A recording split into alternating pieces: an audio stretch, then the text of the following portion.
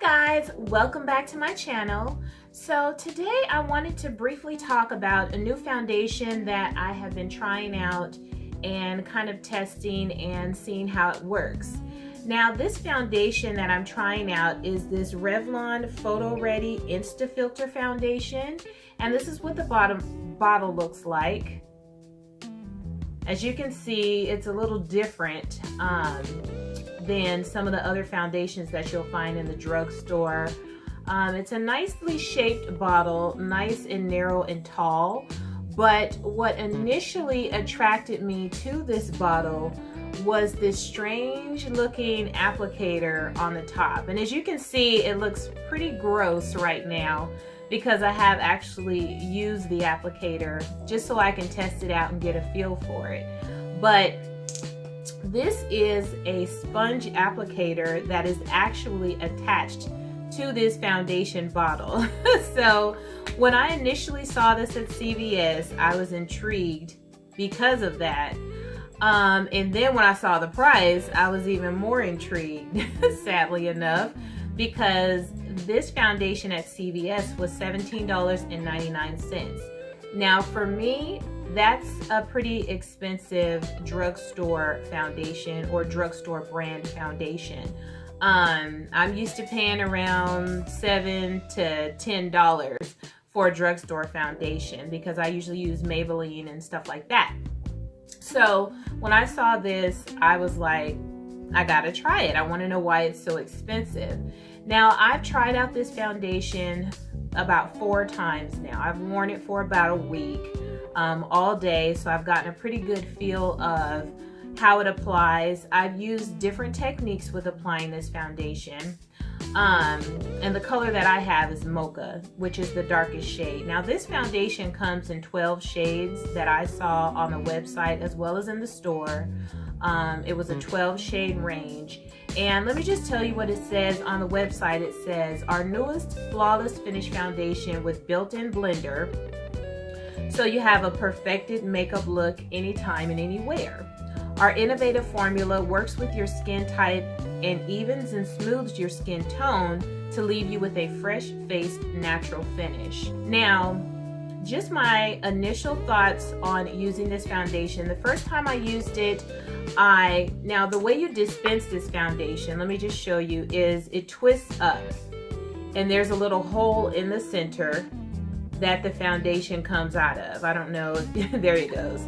So you can see the foundation coming out of that little hole in the top of this little applicator. And so that's how you apply the foundation. I didn't really know how I felt about that at first, but I said, you know what, my first application, I'm just gonna go ahead and use a brush. So what I did was I just took my foundation brush and scooped it off of there and placed it on my face. Because to me, this is actually quite unsanitary to use this sponge applicator on here, on your face, you know, every day. So I used a foundation brush the very first time that I used this foundation, which it applied very nicely. I actually really liked the coverage with my foundation brush. It was nice.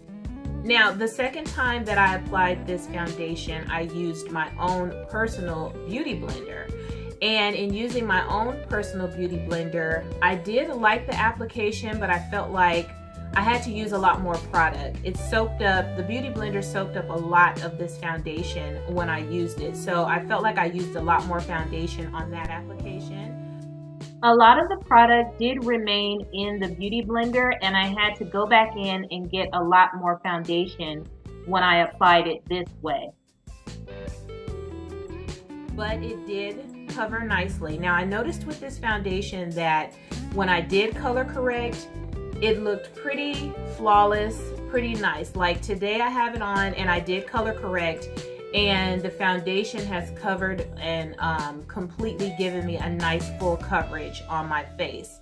The second time that I used it with the beauty blender, I did not color correct, and I was able to see all of my dark marks peeking through the foundation, as well as under my eyes peeking through the foundation. So I was not as happy with the application when I didn't color correct. I didn't do any color correcting today, so you can see my dark areas coming through on my face, and that's just normal, you know. This foundation is definitely not full coverage. So if you do have some darker patches or areas on your face and you don't want to just pile on a whole bunch of this foundation, you might want to color correct first, because your imperfections will come through. Now, the last time that I used this foundation, I did actually use this applicator because I did want to test it out, and I did want to see, okay, how soft or how hard it was, how the application came through, and if it was nice and smooth or if it was actually patchy.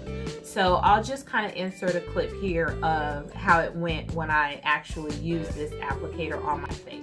Now, with using this applicator, I found that it was very convenient to be able to just twist the foundation straight through the sponge. But I soon found that the sponge was quite hard and not very comfortable to use, and it didn't really get into all of the small areas of my face easily. But I was able to go ahead and get the job done, so it wasn't too bad of an application with using the applicator on the bottle. So as you can see, with using the applicator, it's not the most convenient or comfortable sponge to use. It's a little firm for my liking, and I wasn't able to really get into all the corners and crevices the way that I wanted to. Even though it's a little slanted, this applicator, and this is like kind of messy, but the applicator, as you can see, is a bit slanted, and it just can get really messy. So I'm not sure how you would even clean this after using it. I don't really see how you could clean it nicely and continue to use it with the foundation coming out of there. So I think definitely in the future I will just be using my own oval makeup brush to apply this foundation. So like I said, as you can see, this is how the foundation looks actually with me. Well, I have a full face of makeup, so you know, it's relative, but I use this applicator to apply my foundation today, and this is how the foundation looks using this applicator today. So it's really not a horrible application. It's really not. Using this sponge, like I said, it's not the most comfortable, and I think with them creating this foundation with the applicator attached, it's kind of meant for foundation on the go. I think this is something that would be great to pick up if you were traveling and you needed to grab a quick foundation and put it on your face really fast, and you didn't have all of your makeup tools like a beauty sponge or a foundation brush. This will be great because it does work. If you were out and about and you needed to grab something, you forgot your makeup bag, perfect item to choose, because you get two products in one, and while the sponge is not the perfect one for application, it does get the job done. So, well, now I don't see any claims on this bottle as far as a time frame or hourly range. I don't see anything on here that says like 24 hours or all day wear. But what I will say about this foundation is that I noticed that this foundation is matte. It is very matte, and it keeps you matte. Right now I'm shining a bit because I have on my highlighter, but what I noticed was that when I looked at myself in the mirror at the end of the day, this foundation did not move. It stayed exactly where I put it. Usually in my T-zone and my chin area, I am just as shiny as a grease ball. And with this foundation, I was not. I'd look in the mirror and just be amazed at how matte my face still looked. But it can be a bit drying. If you have dry skin, I don't know if this is the foundation for you, because this is not moisturizing at all. It doesn't have a dewy, silky feel at all. If you have combination skin, I think it would be okay for you. And if you have oily skin, I definitely think it would be okay for you to use this foundation.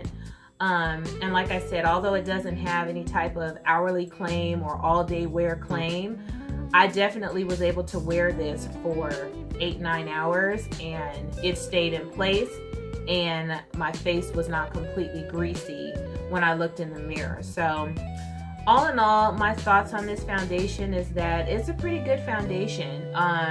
As far as the applicator, I could do without it. I don't think it's necessary. If it didn't have the applicator, I think it might be a bit cheaper. But as far as the foundation itself, I think it gave me a nice, decent coverage with color correcting. Without color correcting, I think it might be like a medium coverage. It doesn't have a strong scent to it at all. The applicator, it works in a pinch. If you need a quick applicator, you need to put on some foundation in the car or in a hotel somewhere because you're traveling and you forgot, you know, your beauty sponge or your makeup. It's perfect for that. So those are just my thoughts on this foundation. I would definitely recommend you trying it out. Do I think it's worth $18? No, I don't. I really don't.